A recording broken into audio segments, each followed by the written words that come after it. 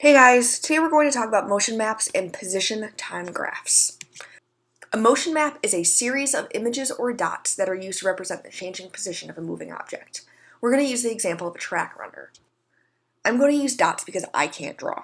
Okay, on our screen, I'm going to go ahead and draw a picture of the track. So imagine that we have a camera set up at the 50-yard line, aiming towards the bleachers. And we have the same background in every single photograph. The camera is not moving. And I've set the camera to take a picture every second. So as we have a race going, and as the gun goes off, the camera takes the first picture. So our runner's location is right here. After a second, our runner's location is here. After another second, and after another second. So we can see, based on the fact that the background does not change, that our runner is indeed moving. So what a motion map is all of these photos printed on clear paper and imposed on one another. It's like a flip book on clear paper that you don't actually have to flip. The only thing we would have to add here is an arrow to indicate the motion of our runner.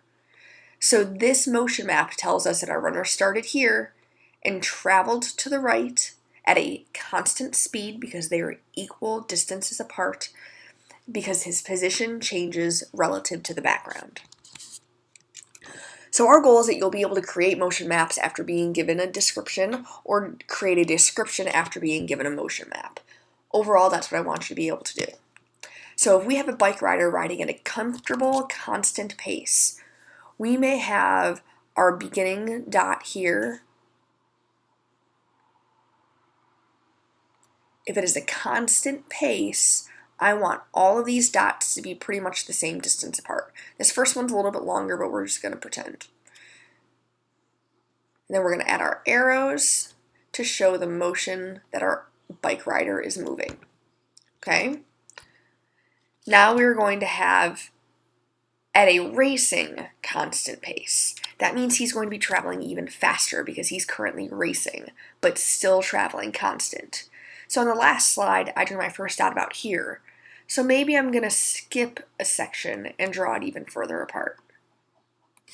And again, trying to get these dots the same distance apart, we're going to draw our racing constant pace like this.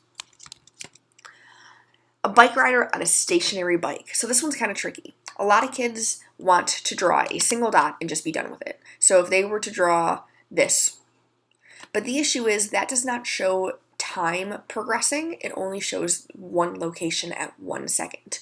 So in order to show time progressing, even if you don't want to show motion, you can place a dot vertically underneath or above that original or first dot. So this tells me that time is in fact increasing. This is 0 seconds, 1 second, 2 seconds, 3 seconds, but our position just isn't changing. So these three motion maps, I want you to make a story about.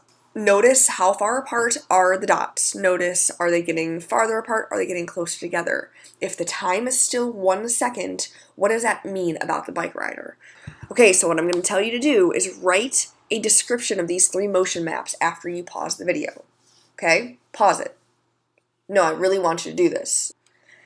So this first diagram, you can see that the dots are the same distance apart. It's at 0, 2, and 4. So that would be a constant motion. So you could write the story of Sally was walking to school at a constant pace of 2 meters per second.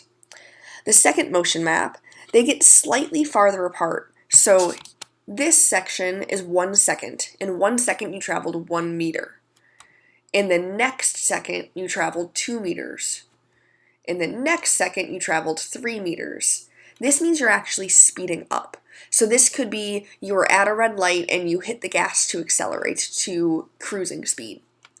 The last one is the exact opposite. In the first second, you travel 3 meters, then 2 meters, then 1 meter. So this might be you are coming to a complete stop at a stop sign. So this is how we go about doing our motion maps. In the next video, we're going to take motion maps and take it a step further and change them into position time graphs. But first, I want to practice these in class. So I'll see you guys soon.